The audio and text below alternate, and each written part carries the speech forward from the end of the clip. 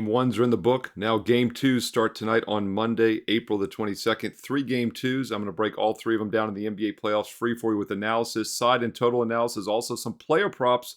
Going to start giving away some player props for free here on this video in just a moment. Hi, this is Steve Merril, WagerTalk.com, back here on WagerTalk TV, and I'm breaking down your 3 matchups for Monday night, April the 22nd. These teams all played game 1 on Saturday.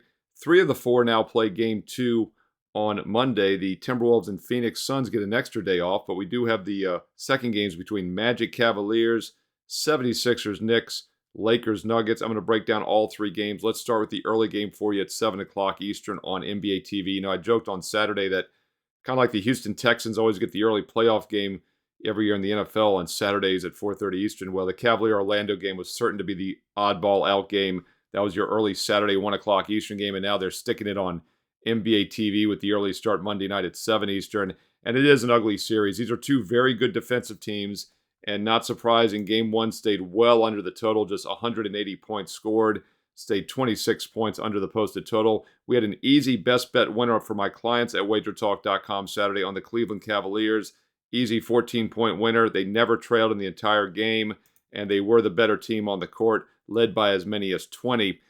Now, the zigzag does usually work in the NBA playoffs, and for those of you that are new, that's kind of looking to play the opposite of the game 1 result. It could be sides and totals, but it works better with quality teams. I just don't know if the Orlando Magic are quite a quality team yet. They're not a Class A team, but they have been the best point spread team in the NBA now for the past couple of seasons. But once again, those teams often peak a little early before it translates to the playoffs. In fact, Oklahoma City Thunder are number 1 seed this year, but the previous couple of years, they were the best point spread team, but didn't even get a playoff win. So maybe Orlando's a year or so away. I do expect a better effort in game 2. The problem is they just don't match up well offensively, and that 83 points was not a fluke. Now, they did only shoot 32.5% from the field, 22% from three-point range, and only 63% from the free throw line. So you could look for some better numbers if they can score against this really strong Cleveland defense, and Cleveland is finally healthy. Donovan Mitchell, a little rusty with his return a few weeks ago, really good in his final 2 regular season games, and he had a monster game 1 the other night, with the other afternoon rather, with 30 points, took 21 shot attempts, almost double the shot attempts anybody else had for Cleveland. So while you sometimes can play a zigzag also with player props, I'd be careful fading Mitchell as he is in excellent current form. But let's look at a guy on the Orlando Magic I think could have some value, and that is Jalen Suggs, and here's the reason why. One thing I love to do is to dig into the box scores, whether it's college basketball second meetings or the NBA playoffs are the best because we get 5, 6, 7 games sometimes to work with.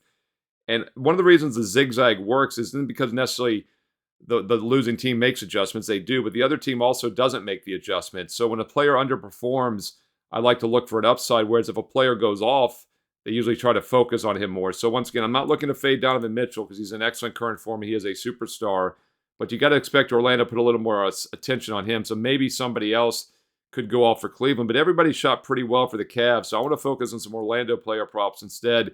Jalen Suggs had only 13 points on Saturday, but he took 16 field goal attempts. He was only 4 for 16, just 25%.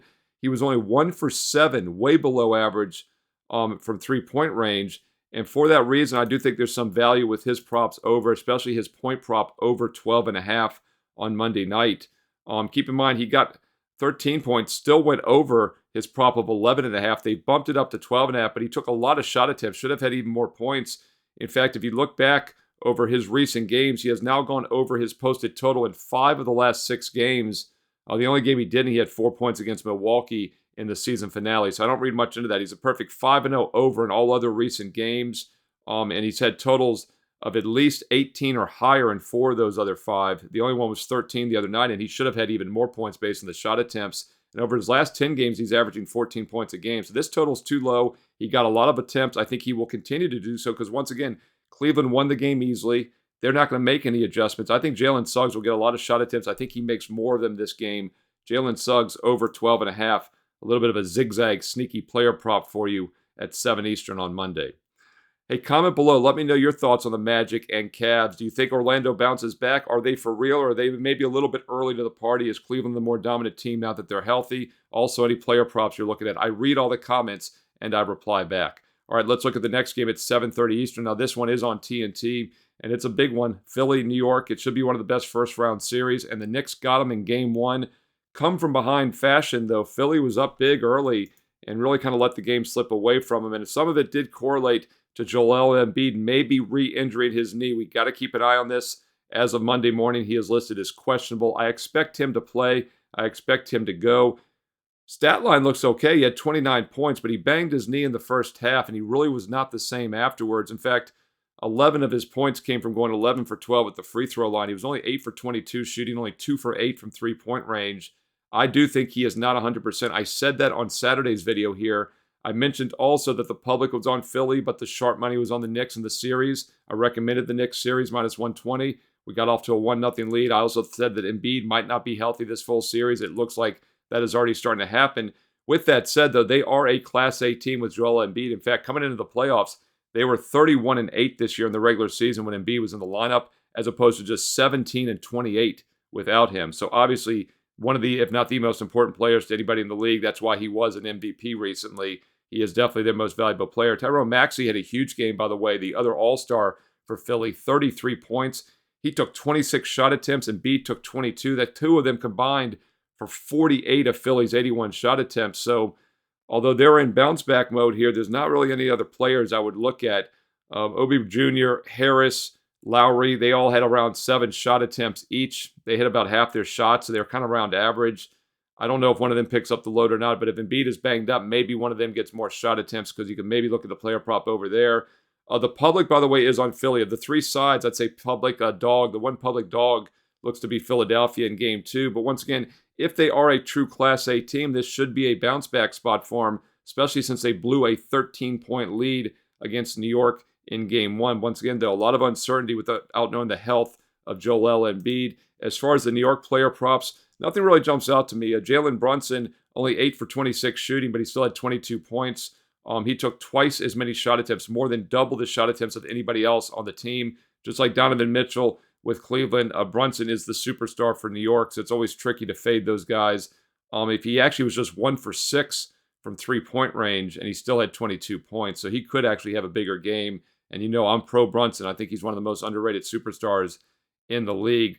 Something else I'll point out, too, is that Philly didn't foul down the stretch with about a minute to go. I didn't quite understand that. Nick Nurse, a championship coach, that was a little strange to me. So if Philly really is healthy with Embiid, this looks like a good bounce-back spot, but I'm not sure he's fully healthy. We need to keep an eye on that injury report as we head closer to tip-off at 7:30 Eastern. As far as the over-under in this game, I didn't mention this in the Orlando-Cleveland game, but I rescore all the totals. That's another reason I love digging into the box scores. And that Cleveland-Orlando game had 180 points, but I still think the total is probably a little bit too high, even at the adjusted number of 202.5. Orlando team totals also probably will continue to work. As far as this Philly-New York game, we've seen some real ugly, low-scoring games this season. Keep in mind, the two of them back on March 10th with the injuries in the lineup combined for just 152 total points.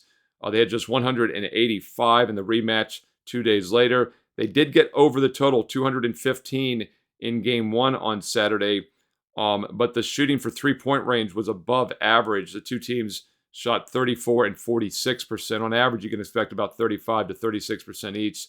So we do have some extra points from three-point range. Knicks won the game, though, by shooting just 39.5% overall, despite shooting 46 from three. So, as is often the case, three-point difference was the difference in this game. In fact, the Knicks were plus 12 from three-point range and only won by 7. So there are some reasons to like Philly if Embiid is healthy. We got to keep an eye on that.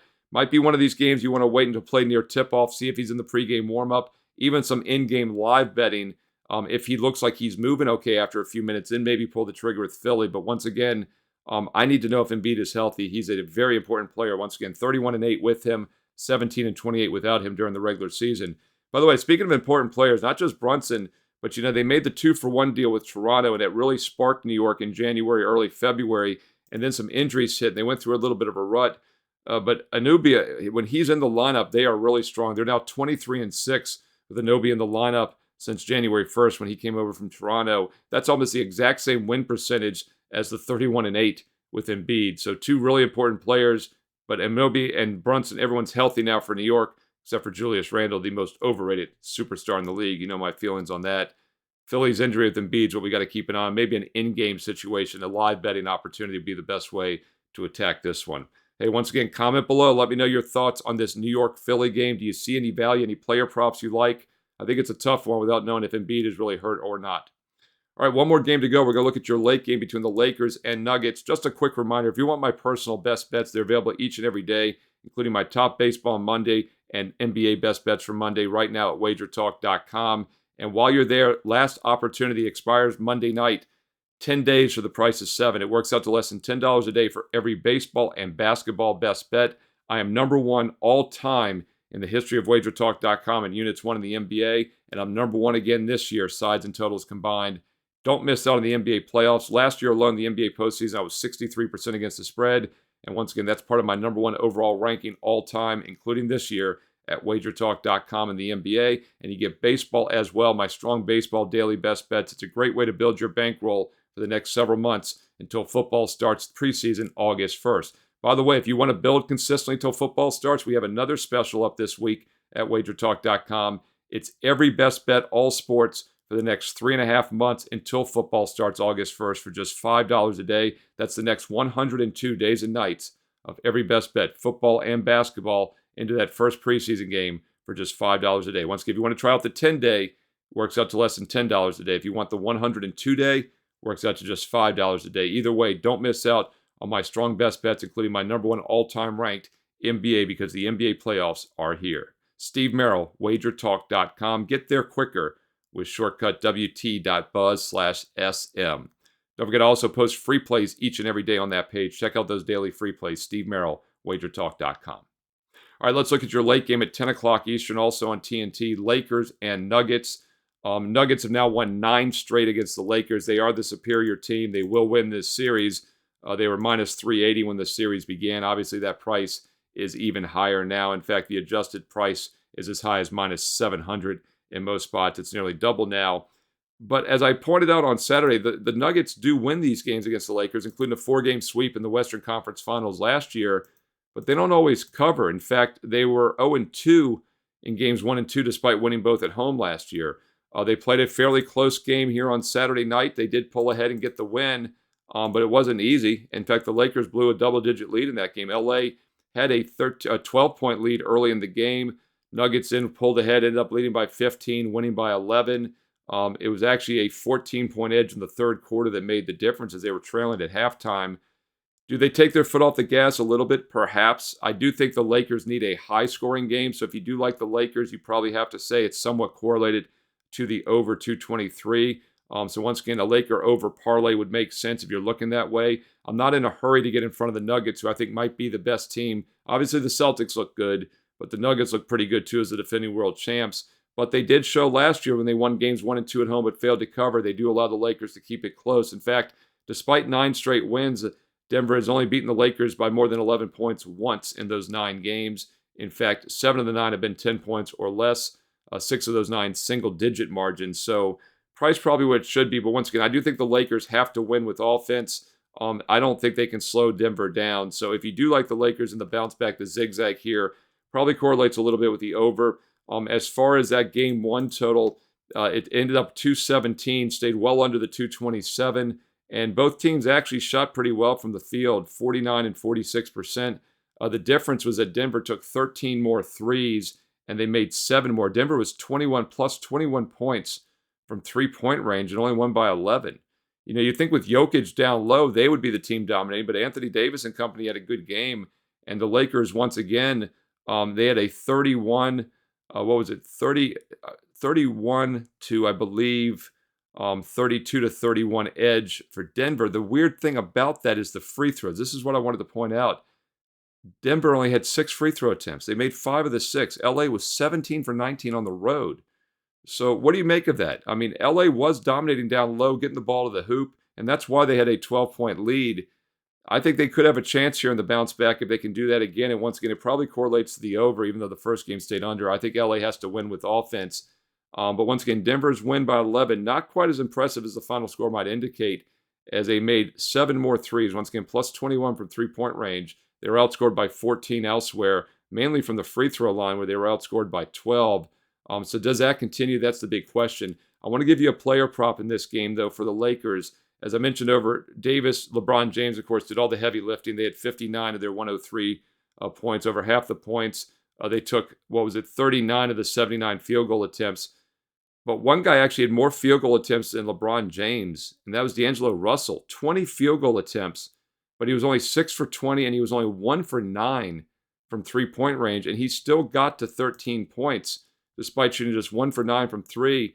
He stayed under his total of 15.5 with only 13 points. But once again, if he hits anywhere near the norm on those 20 field goals or those 9 3-pointers, he gets over 15.5 as he landed 13. He had 21 and 19 in the final two games against the Pelicans last week. And this is a guy whose total is once again only at 15.5. I like D'Angelo Russell over 15.5 total points. With any kind of a normal shooting night, he would have gotten there for the third straight time in the last game. And he's averaging still 17.5 over his last 10, and that despite having just 4 points against the Grizzlies a few weeks ago. He's been routinely in double digits. In fact, if you look over his last 9 games, he'd had 16.5 points or more in 7 of the other 9, and that includes having just 13 points in that last game. Well, I'm sorry, actually, no, he had 15 and 14 in a couple of them, but he's gone anywhere near 15.5 or more in almost every game, 13 or more every game except for that one. And he got a lot of shot attempts in game one. So I think that does translate to some points. D'Angelo Russell over. And once again, I think the Lakers have to play fast, have to play on offense. I like this prop. D'Angelo Russell over for the Lakers in game 2 on Monday night. Hey, let me know your thoughts on this Laker-Nugget game 2 matchup. Do you think LA can hang? Can they steal a game? Or is it going to be a sweep for the defending world champs? Comment below. I read all the comments. I reply back. Also, let me know if you want to keep seeing these daily videos. I plan on doing them for every day of the NBA playoffs for the next 2 months, breaking down every single NBA playoff game this season. And I know you want that info because I'm ranked number 1 all time in the NBA, including 29 and 17 of my best bets in the playoffs last year. We got this year's playoffs off to a fantastic start on Saturday, as you know, sweeping the board. And we're looking to have a huge week here in the NBA. If you're not on board, now's the time to do so. Get the next 10 days. Here's the deal. It's a 7-day package with 3 more days included for free. So you get 10 days for just $99. Works out to less than $10 a day for every basketball and baseball play for the next week and a half. That offer expires tonight on Monday. This is your last chance to get it. Or if you want a long-term investment approach for the entire summer, build that bankroll for football. Get every basketball play through the NBA Finals, all my baseball for the next 102 days until August 1st when the preseason begins. All sports, all access. Just $5 a day. That works out to less than $2.50 a play for every basketball and baseball play. Steve Merril, WagerTalk.com. No promo code needed. Those specials are on my page right now. Get there quicker with shortcut WT.buzz/SM. Don't forget, I also post free plays each and every day on my page at WagerTalk.com. Once again, that's Steve Merril, WagerTalk.com. Daily free plays as well on my page. Hey, follow me on Twitter for great free information, free selections, free videos at Steve Merril, 2 R's, 1 L, at Steve Merril on Twitter and X. Also post free plays throughout the week on Instagram, so follow me on IG along with Wager Talk on Instagram. Don't forget, hit subscribe and the bell for instant alerts. You know when this daily NBA playoff video goes up. I'm trying to get them up the day before, the night before, nice and early. So when you hit subscribe and hit the bell, you get instant alerts. Also, I'll be on tons of live TV this week with Wager Talk. MLB show daily at 2 Eastern. NBA tip-off, 4 o'clock Eastern. Wager Talk today, noon Eastern. Check those out. I'll be on numerous episodes this week. And once again, thumbs up, like, and comment below. I read all the comments. I reply back. Who do you like on Monday night? What sides and totals? And more importantly, throw in some player props. Let's start talking player props. I gave you a couple of my favorite for 2 of the games here on Monday. What are you looking at? Throw in some analysis if you have time. Let's learn and earn and win together here on Wager Talk TV. Thanks for watching. I'll be back on Tuesday with your next report. Good luck this evening, and stay tuned right here to Wager Talk TV for more great baseball and basketball preview videos coming up next.